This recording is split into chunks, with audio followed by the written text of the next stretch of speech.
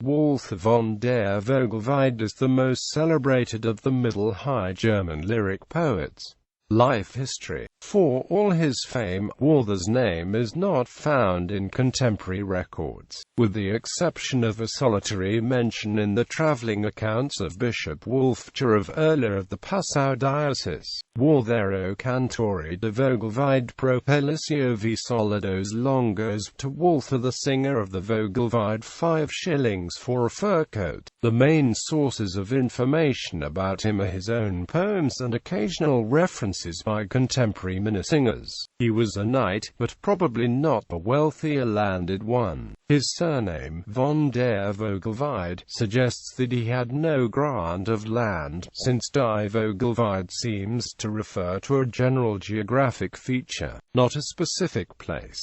He probably was knighted for military bravery and was a retainer in a wealthy, noble household before beginning his travels. Birthplace. Walther's birthplace remains unknown, and given the lack of documentary evidence, it will probably never be known exactly. There is little chance of deriving it from his name. In his day there were Manesse called Vogelweiden in the vicinity of castles and towns, where hawks were caught for hawking a songbirds for people's homes. For this reason, it must be assumed that the singer did not obtain his name primarily for superregional communication, because it could not be used for an unambiguous assignment. Other persons of the high nobility and poets who travelled with the masters used the unambiguous name of their ownership or their place of origin. Therefore, the name was meaningful only in the near vicinity, where only one Vogelweide existed, or it was understood as a metaphoric surname of the singer. Pen names were usual for poets of the 12th and 13th century, whereas Manessingers in principle were known by the noble family name which was used to sign documents. In 1974, Helmut Horner identified a farmhouse mentioned in 1556 as Vogelweidehof in the herbarium of the domain Rapottenstein. At this time it belonged to the Amt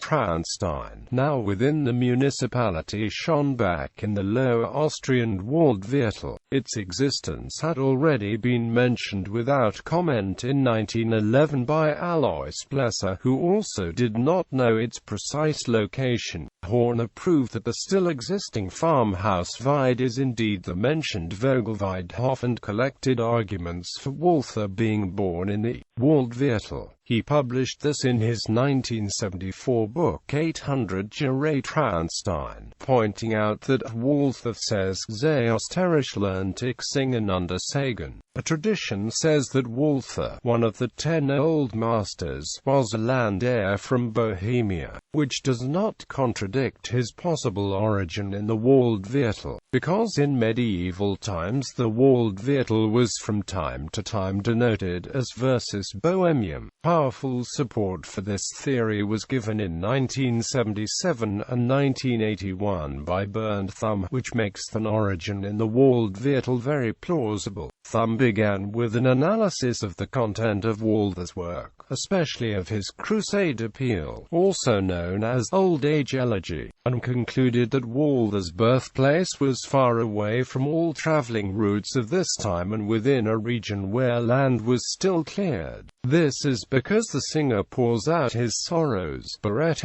ist das Welt, Verhauen ist der Wald, and suggests he no longer knows his people and land, applicable to the Waldviertel. Additionally, in 1987, Walter Klomfar and the librarian Charlotte Ziegler came to the conclusion that Walther might have been born in the Waldviertel. The starting point for the study is also the above-mentioned words of Walther. These were placed into doubt by research, but strictly speaking do not mention his birthplace. Klomfar points to a historical map which was drawn by monks of the Zwettl monastery in the 17th century on the occasion of a legal dispute. This map shows a village Walthers and a field marked Vogelweide, and a related house belonging to the village. The village became deserted, but a well marked on the map could be excavated and reconstructed reconstructed to prove the accuracy of the map. Walther was also able to partly reconstruct land ownership in this region and prove the existence of the Christian name Walther. Contrary to this theory, Franz Pfeiffer assumed that the singer was born in the Wipptal in South Tyrol, where, not far from the small town of Sterzing on the Isaac, a wood, called the Vorder and Hinter Vogelweide, exists. This would, however, contradict the fact that Walther was not able to visit his homeland for many decades.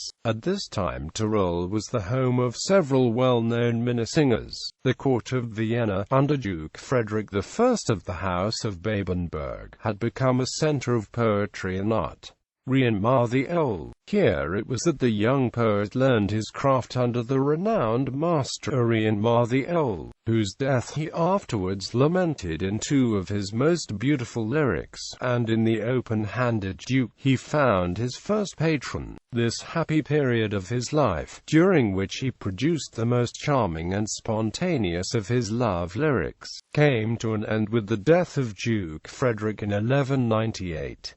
Henceforward Walther was a wanderer from court to court, singing for his lodging and his bread, and ever hoping that some patron would arise to save him from this juggler's life, and the shame of ever playing the guest. He had few if any possessions and depended on others for his food and lodging. His criticism of men and manners was scathing, and even when this did not touch his princely patrons, their underlings often took measures to rid themselves of so uncomfortable a censor. Politics. Thus he was forced to leave the court of the generous Duke Bernhard of Carinthia, after an experience of the tumultuous household of the Landgrave of Thuringia. He warns those who have weak ears to give it a wide berth. After 3 years spent at the court of Dietrich of Meissen, he complains that he had received for his services neither money nor praise. Generosity could be mentioned by Walther von der Vogelweide. He received a diamond from the high noble Diether III von Katzelnborgen around 1214. Ich bin dem Bürgener erholt, gar ein Gebund einsold. Den Demon den edlen Stein gab mir der schönsten Ritter ein. Walther was, in fact, a man of strong views, and it is this which gives him his main significance in history, as compared to his place in literature. For the moment when the death of the Emperor Henry VI opened the fateful struggle between empire and papacy, Walther threw himself ardently into the fray on the side of German independence and unity. Although his religious poems sufficiently prove the sincerity of his Catholicism, he remained to the end of his days opposed to the extreme claims of the popes, whom he attacks with a bitterness which can be justified only by the strength of his patriotic feelings. His political poems begin with an appeal to Germany, written in 1198 at Vienna, against the disruptive ambitions of the princes. Crown Philip with the Kaiser's crown and bid them vex thy peace no more. He was present in 1198 at Philip's coronation at Mainz,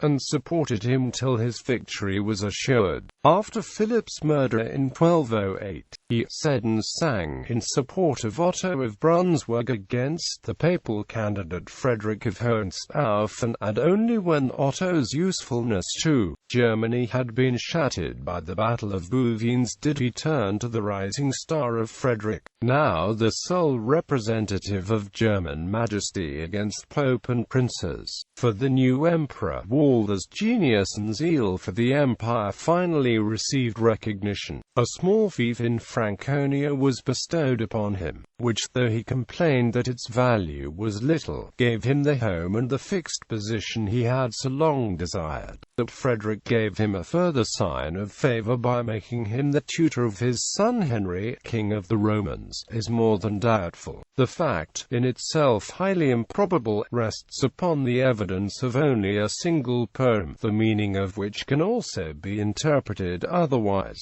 Walther's restless spirit did not suffer him to remain long on his new property.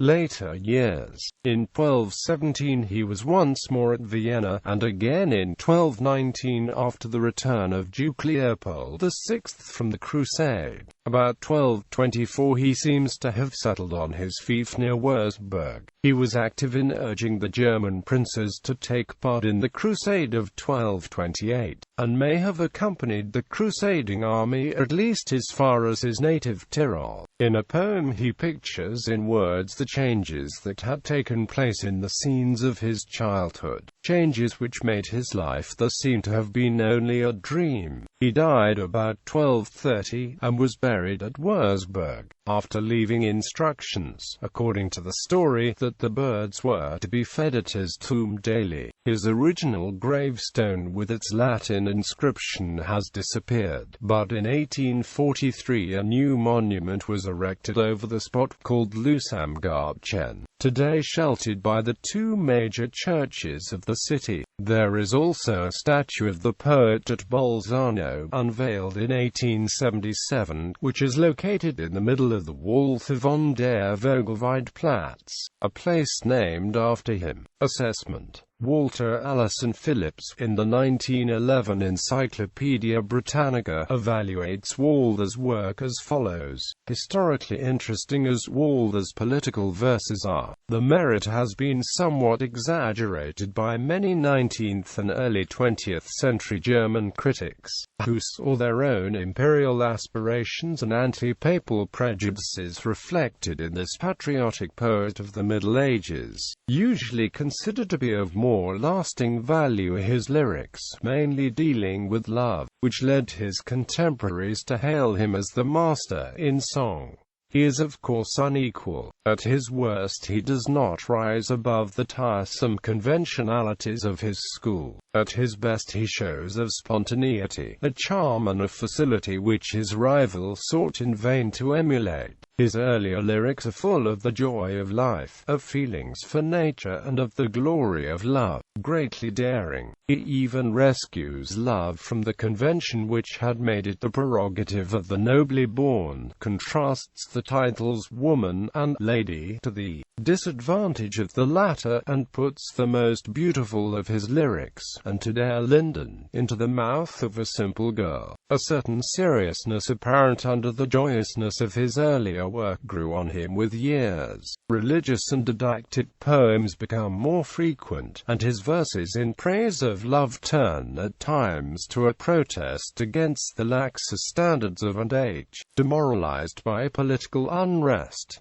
Throughout his work, his attitude is regarded as healthy and sane. He preaches support for the crusade, but at the same time he suggests the virtue of toleration, pointing out that in the worship of God, Christians, Jews and heathen all agree. Quote, he fulminates against false love, but pours scorn on those who maintain that love is sin. Quote, in an age of monastic ideals and loose morality, there was nothing commonplace in the simple lines in which he sums up the inspiring principle of chivalry at its best. Zwergwots Weibsliebe hat der Schamsick Ida Missetar. Altogether Walther's poems give us the picture of not only a great artistic genius, but also a strenuous, passionate, very human and very lovable character. Works, the Gedikte were edited by Karl Lachmann.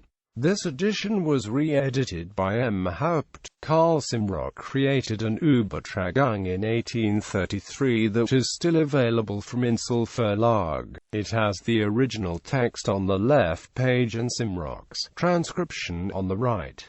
Franz Pfeiffer edited Walther v. D. Vogelweide, which comes with an introduction and notes. Siehe Hornigret Glossarium zu D. Gedicht und Walther's Nebst Reimverzeichnis. There are translations into modern German by B. Obermann, and into English verse by W. Allison Phillips. Selected poems of Walther van der Vogelweide, with introduction and notes. The poem Unter den Linden is not included in Phillips' collection. It was freely translated by T. L. Beddoes. Phillips translated it more literally in the 19th century for July 1896.